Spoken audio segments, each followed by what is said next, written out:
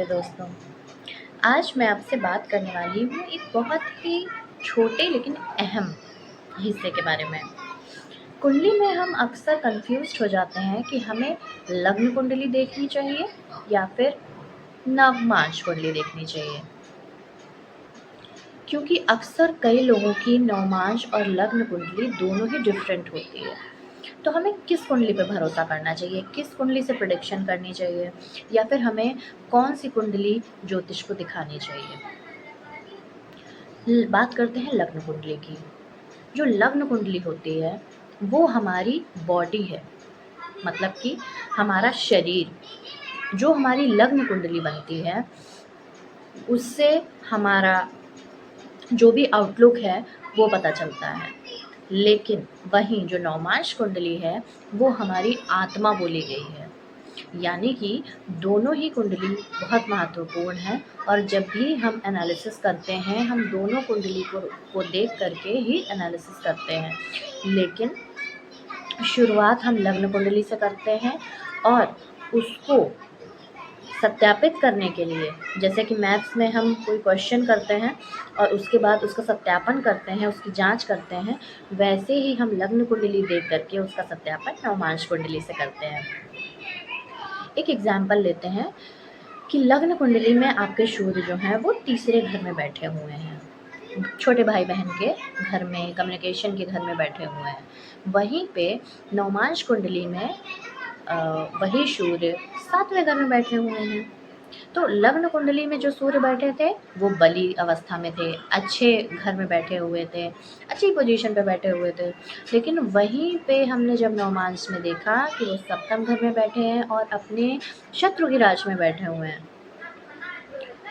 डगमगा गया। यानी कि हम सूर्य की प्रेडिक्शन बहुत अच्छी नहीं बोल सकते हैं। हम ये कह सकते हैं कि सूर्य का अप्स एंड डाउन्स लगा रहेगा। यानी कि सूर्य जो है वो उच्च के तो हैं, मतलब अच्छे तो हैं, अच्छी पोजीशन पे तो हैं, लेकिन समटाइम्स उसका गलत इफ़ेक्ट भी देखने को मिलेगा हमारी कुंडली में, हमारी लाइफ में। उसी तरीके से अगर हम देखते हैं कि हमारा जो लग्न कुंडली में जो सातवां घर है, वो किसी भी तरीके से डेविएटेड नहीं है, किसी भी क्रूर ग्रह से दृष्टित नहीं है, किसी भी कोई भी क्रूर ग्रह उसमें बैठा हुआ नहीं है।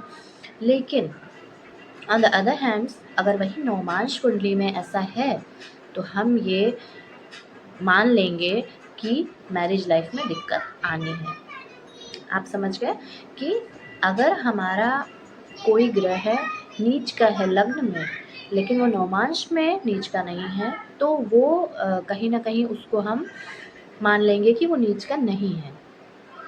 लेकिन अगर लग्न कुंडली में वो ग्रह बलशाली है, लेकिन नवमांश कुंडली में आपकी अगर वही ग्रह नीच का हो गया है, तब हम बिल्कुल मान लेंगे कि वो ग्रह नीच का है और नीच का फल ही देगा। वो वैसे ही परिणाम देगा जैसे कि एक नीच ग्रह देता है। इसीलिए दोनों कुंडलियाँ बहुत ही महत्वपूर्ण हैं।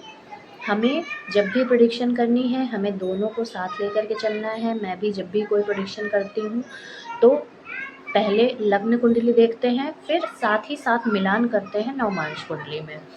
अक्सर बोला जाता है कि जो नवमांश कुंडली होती है, वो शादी के मेन जो होता है शादी के लिए देखी जाती है, बट ऐसा नहीं है।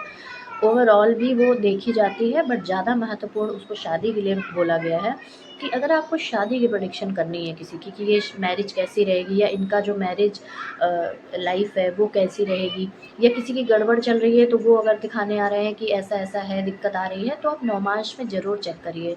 नवमांश में 7वां घर ज़रूर पीड़ित होगा या क्रूर ग्रह से ग्रसित होगा।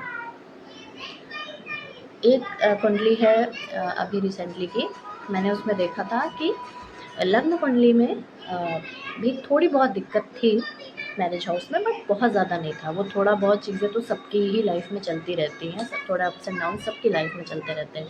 बट नवमांश कुंडली में जो दिक्कत थी 7th हाउस में, वो काफ़ी गंभीर थी और उसी का इफ़ेक्ट उनकी लाइफ में दिख रहा था।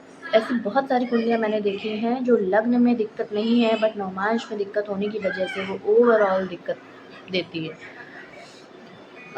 एक कुंडली है जिसमें मैंने देखा कि सूर्य बहुत बलवान था लग्न कुंडली में, लेकिन वो मुझसे बोले कि नहीं, ऐसा नहीं है, मुझे तो ना मैं सुबह उठ पाता हूँ टाइम से, ना मैं इस तरह की, मतलब जो भी जैसे सूर्य के अंदर एनर्जी होती है और लीडरशिप क्वालिटीज़ होती हैं, वैसा भी कुछ मेरे अंदर कभी दिखता नहीं है। हाँ, कभी-कभी होता है, but most of the time ये ऐसा नहीं होता है।